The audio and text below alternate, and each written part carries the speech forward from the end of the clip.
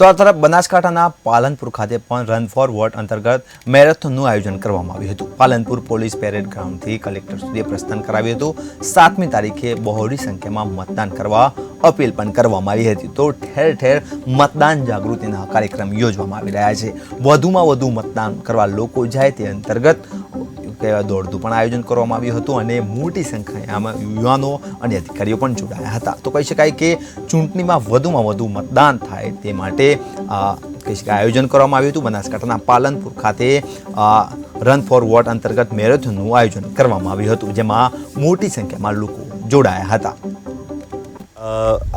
આગામી 7મી તારીખે પરમ દિવસે સમગ્ર ગુજરાત સાથે બનાસકાંઠામાં પણ મતદાન લોકસભાની ચૂંટણીનું મતદાન છે। તો એ સમયમાં આજે જાગૃતિ માટે રન ફોર વોટનું કાર્યક્રમ જે છે સમગ્ર જિલ્લાની અંદર આયોજન કરવામાં આવ્યું છે।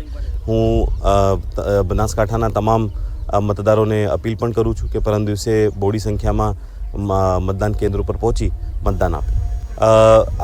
આગામી 7મી તારીખ